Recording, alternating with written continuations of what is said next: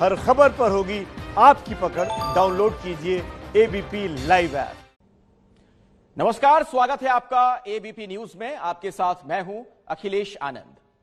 विकास का विनाश तय है, क्योंकि 8 पुलिस वालों की हत्या कर न सिर्फ उसने कानून से बैर मोड़ लिया है, बल्कि समूचे समाज की बद्दुआओं को साथ ले लिया है। वो फरार है, भागा भागा फिर रहा है, क्योंकि एक साथ 8 पुलिस वालों का शहीद होना कोई छोटी बात नहीं।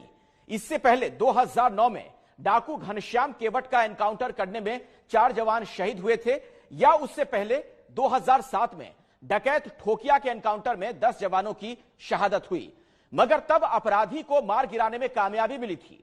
इस बार शहादत भी हुई है और अपराधी भी फरार है। इसीलिए शहीदों की चिताओं के साथ सैकड़ों सवाल भी हैं।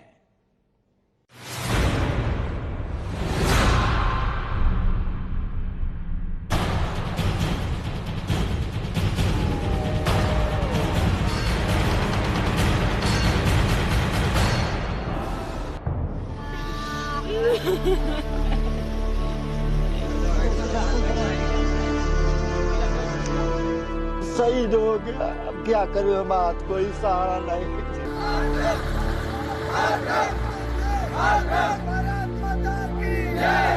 हमारा जो मृत्यु काल किया उसका मृत्यु काल करके सब मैं सीधा जानता हूँ।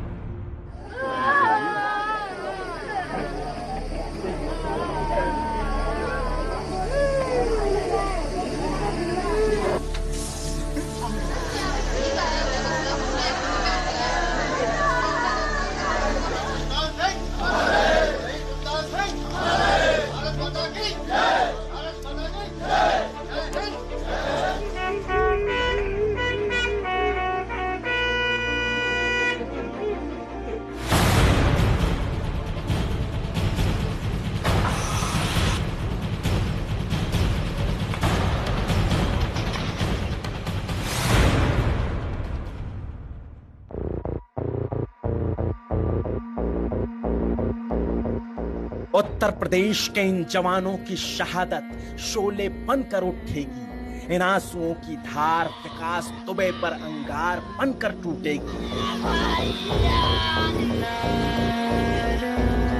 इस पिता का कंधा दधीच की हड्डियां बन जाएगा। इस पत्नी की सिसकियां इंसाफ की जंजीर बन जाएगी।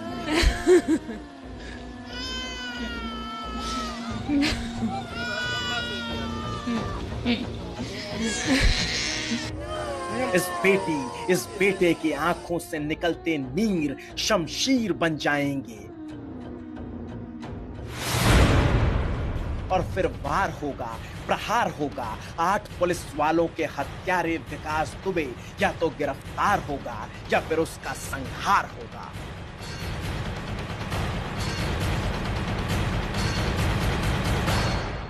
और हाँ, उत्तर प्रदेश पुलिस तुम्हें ऐसा करना होगा, क्योंकि कसम है तुम्हें खाकी में लिपटे खून की, कसम है तुम्हें सीओ साहब के जुनून की, कसम है तुम्हें उन शहीद जवानों के इरादे की, कसम है तुम्हें कानून से किए गए वादे की।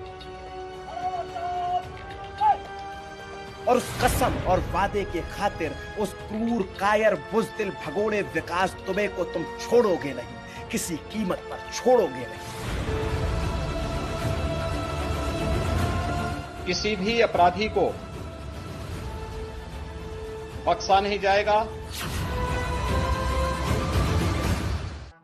और कार्रवाई तो करनी होगी, क्योंकि इस बार सवाल सिर्फ अपराध के हाल का नहीं, बल्कि पुलिसिया इकबाल का है, जो फिलहाल डगमगाया सा नजर आता है। क्योंकि हाल फिलहाल में ऐसा हुआ नहीं कि 8 जवान एक साथ शहीद हुए हों और शहीदों की चिताएं अब जल चुकी हैं, मगर हत्यारा विकास दुबे अभी तक मिल नहीं सका है। एसटीएफ की टीम विकास दुबे को ढूंढ रही है, क्राइम ब्रांच की टीम विकास के पीछे लगी है, पुलिस की कुल 22 टीमें गैंगस्टर विकास दुबे को तलाश कर रही हैं, मगर न जाने उसे धरती खा गई या आसमान निकल गया, वो मिल नहीं रहा। पूरे प्रदेश की पुलिस उसके पीछे लगी है, लेकिन वो दिख नहीं रहा। सवाल कई हैं, मगर 24 घंटे बाद भी पुलिस प्रशासन, सरकारी नेतृत्व के भाषण के पास भी कोई मुकम्मल जवाब नहीं है। हर कोई कहता है हम जल्द जवाब देंगे, और शहीद के पिता कहते हैं हमें जवाब नहीं, हिसाब चाहिए साहब, हिसाब चाहिए। बेटा मेरा शहीद हो गया। अब क्या करूँ, हमारा कोई सहारा नहीं, हमारा इतना ही निपटा है। मेरा बेटा रवाना हो गया। आरू भी हम चाहते हैं जो बातें कि हमारा जैसे लाल चला गया वैसे वो लाल चला गया। मैं यही चाहता हूँ, हमारा जो मृत्यु काल किया उसका मृत्यु काल करिए सर, मैं सीधा जानता हूँ। अभी जल्दी एनकाउंटर हो और क्या सर।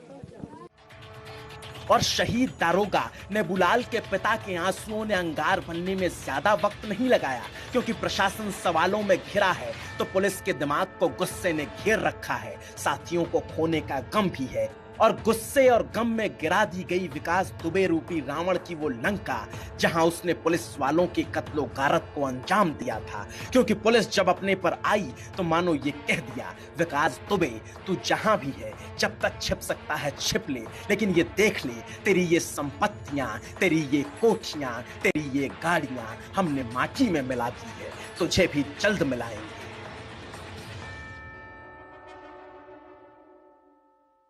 और बिकरू जैसे छोटे से गांव में उसने एक आलीशान मकान बनाया था जिसमें उसने सुख सुविधाओं के सारे इंतजाम किए थे।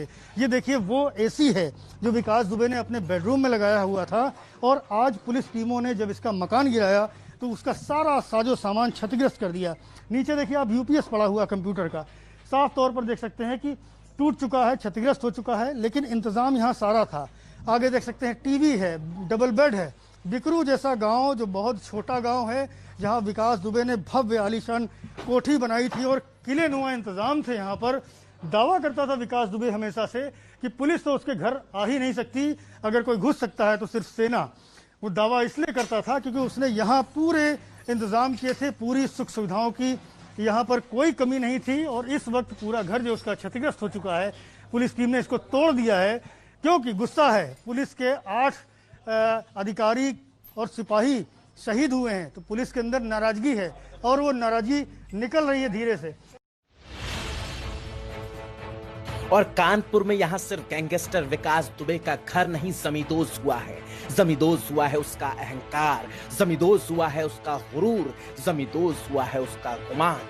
क्योंकि उसे गुमान था कि सियासत की सरपरस्ती में उसे कोई हाथ भी नहीं लगा सकता, क्योंकि चाहे वो बीजेपी सांसद अशोक रावत के साथ उसकी तस्वीर हो, या फिर पूर्व कांग्रेस सांसद राजरामपाल के साथ की तस्वीर, योगी सरकार में कानून मंत्री ब्रजेश पाठक के साथ उसकी तस्वीर हो, या फिर एसपी बीएसपी के साथ जिला पंचायत की नातेदारी, हर कोई जानता है कि सूबे की सियासत में पार्टी कोई भी सत्ता में रही हो, रसूख विकास का हमेशा रहा। 60 मुकदमे चल रहे हैं विकास दुबे पर, हत्या के प्रयास, रंगदारी, हर तरह के एफआईआर से कानपुर के थाना चौबेपुर की फाइलें पटी पड़ी है। मगर शायद वो सियासत की ही सरपरस्ती थी जिसकी वजह से अब तक वो बचा फिर रहा था। मगर 8 पुलिस वालों की हत्या से उसके पाप का घड़ा फूट गया, उसके अहंकार का महल टूट गया।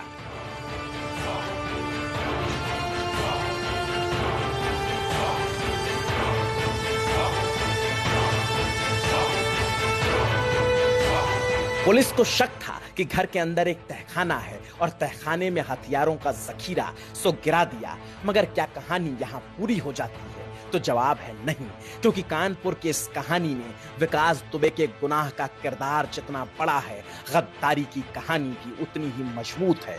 क्योंकि इतिहास गवाह है, युद्धों में हम कभी न हारे, हम डरते हैं छलछंदों से, हर बार पराजय पाई है अपने घर के जयचंदों से। इस बार भी पुलिस के किसी जयचंद ने 8 पुलिस वालों को शहीद कराया है, वरना रात के अंधेरे में 12 बजे के बाद शुरू हुए ऑपरेशन की भनक दुष्ट दुबे को कैसे लगती? यूं तो पूरा पुलिसिया तंत्र मुखबिरों के दम पर काम करता है, मगर जब खाकी की ही मुखबिरी खाकी की तरफ से होने लग जाए तो खाकी को खाक में मिलाने से भला कौन रोक सकता है? और खाकी को खाक में मिलाने का आरोप लगा है कानपुर के चौबेपुर थाना प्रभारी विनय तिवारी पर, जिन्हें अब मुखबिरी के आरोप में सस्पेंड किया जा चुका है।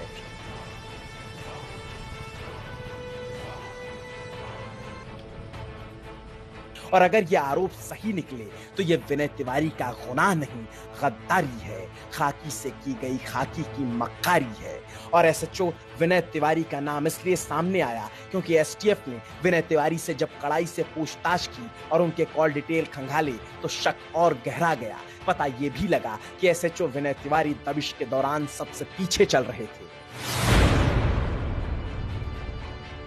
एसएचओ विनय तिवारी ने विकास दुबे के खिलाफ एफआईआर लिखने तक में आनाकानी की थी, जिसके बाद पीड़ित को सीओ देवेंद्र कुमार मिश्र के पास जाना पड़ा था और सीओ देवेंद्र कुमार मिश्र ने खुद मोर्चा संभाला। उनके कहने पर विकास दुबे के खिलाफ एफआईआर दर्ज हुई और 2 और 3 तारीख की दरमियानी रात दबिश के लिए सीओ साहब पूरी टीम के साथ पहुंच गए। इस बात से अनजान कि कोई अंदर का ही भेदिया पहले से भेड़िया बनकर विकास दुबे को दबिश की पूरी खबर दे चुका था।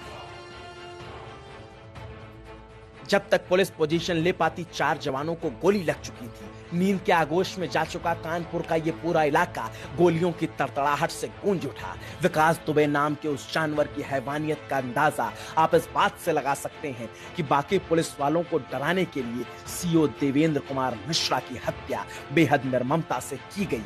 आधिकारिक तौर पर इस बात की पुष्टि तो नहीं हुई है, मगर स्थानीय अखबार के खबर के मुताबिक 3 सिपाहियों को सीओ देवेंद्र मिश्रा के सामने गोली मार दी गई।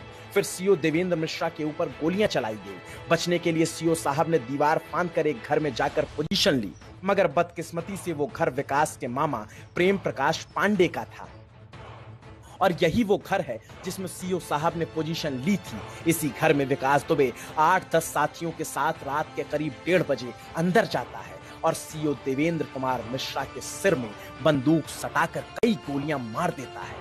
उसकी क्रूरता यही नहीं रुकी। स्थानीय अखबार के मुताबिक यहाँ तक लिखा गया कि उनकी लाश को बाहर घसीटकर लाया गया और फिर कुल्हाड़ी से एक पैर को काट दिया गया।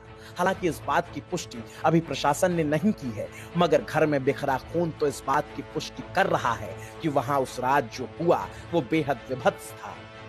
ये बाईं तरफ का जो आप मकान देख रहे हैं वो इस जेसीबी ऑपरेटर का मकान है, जहां से फायरिंग हुई और आप देख सकते हैं साफ तौर पर यहाँ खून के तमाम निशान दिखेंगे। और सड़क जो इसकी फर्श है, ये फर्श मैं आपको दिखाऊंगा। इस तरीके से देखिए यहाँ गोलियों के निशान है, ये गोलियों के निशान बने हुए हैं और तमाम खून यहाँ पर फैला पड़ा हुआ है। यहीं से गोलियां चलना शुरू हुई और जब गोलियां चलना शुरू हुई तो पुलिस कर्मियों ने पीछा किया। दरवाजे पर भी देखेंगे आप किस तरीके से यहाँ ये छर्रों के निशान बने हुए हैं। इस घर से जब फायरिंग शुरू हुई तो काउंटर में पुलिस के लोगों ने फायरिंग की और फायरिंग करते हुए इस मकान के भीतर दाखिल हुए। और मकान के भीतर का दृश्य कैसा है ये मैं आपको दिखाऊंगा। यहाँ एहतियात के तौर पर तमाम पुलिस टीम लगाई गई है और ये रास्ता आप जहाँ देख रहे हैं, देखिए रास्ते पर भी यहाँ खून है, क्राइम सीन है ये। और यहाँ आप देख सकते हैं ये छोटा सा सकरा सा एक लकड़ी का दरवाजा है, ये रास्ता अंदर की ओर जाता है जो विकास दुबे के जेसीबी ऑपरेटर का है। और यहाँ से फायरिंग शुरू हुई। सबसे पहले आप देखिए कितना सकरा ये रास्ता है और देखिए यहाँ किस तरीके से चारों तरफ खून पड़ा हुआ है। 20 मिनट तक लगातार यहाँ से फायर हुआ है जिसमें तमाम पुलिसकर्मी मारे गए और यहीं से वो एग्जिट आपको दिखाऊंगा। फिर उसी जगह पर जाके मिल जाता है जहाँ से मुख्य जो द्वार था इसका बगल वाला, जहाँ से हम भीतर गए थे, वो गेट है और ये दूसरा इसका गेट है। ये जेसीबी ऑपरेटर का घर है जो विकास दुबे का ही घर है और इनको फिलहाल किराए पर दिया हुआ है रहने के लिए। और इसी मकान से मेन हमला जो हुआ है वो इसी मकान से हुआ है और इसी के भीतर तमाम पुलिसकर्मियों ने दम तोड़ दिया। बातें जहाँ का हुआ है उन्हें अच्छाई चाहिए तो उन्हें हाजिर हो जाओ चाहिए खुदा है, ना तो पुलिस का ढूंढ नहीं सकते हैं। जितनी जल्दी दुनिया बाहर सो रही हुई गई है, रात की बात रहा है। मतलब आप चाहती हैं कि पुलिस के सामने वो हाजिर हो जाएं? हाँ, सामने आ जाएं हैं तो पुलिस खुद है अपन देखिए करिए जो करिए हैं। और अगर भागते रहे तो फिर क्या करना चाहिए पुलिस को, क्योंकि बेचारे बहुत मासूम लोग थे जिनकी जान चली गई। तो जब धोखे में भगी हो तो काउंटर करिए पुलिस। हम तो कहती पकड़ लो तब काउंटर कर दियो, कैसे उसने बहुत बुरा किया है।